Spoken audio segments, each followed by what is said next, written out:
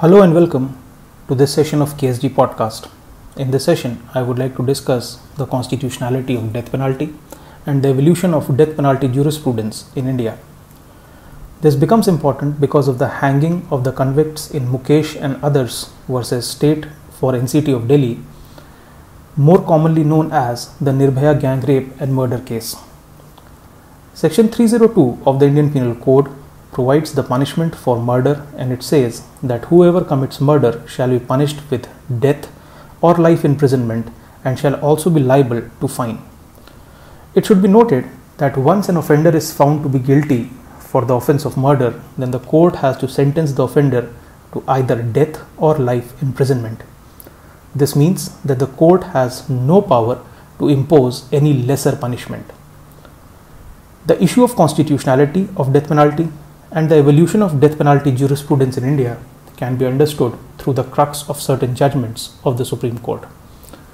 The Supreme Court in Jagmohan Singh versus the State of UP 1973 case checked the constitutional validity of death penalty.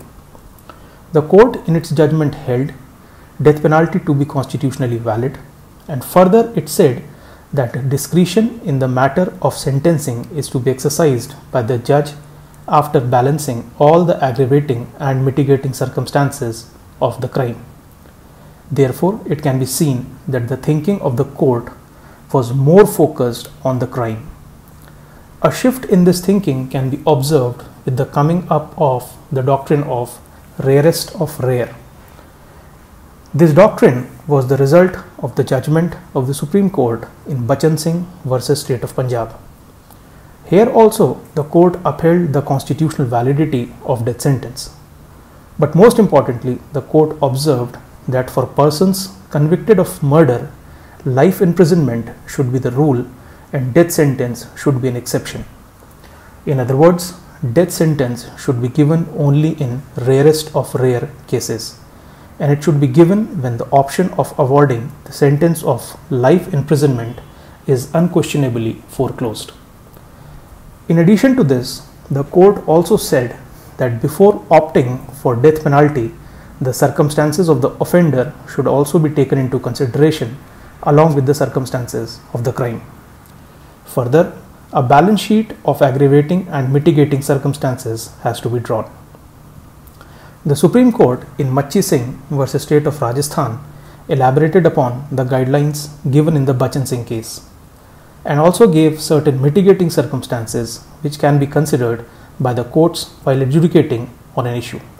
Examples of mitigating circumstances can be the age of the accused, the chances of the accused being reformed, mentally defective condition of the accused, etc.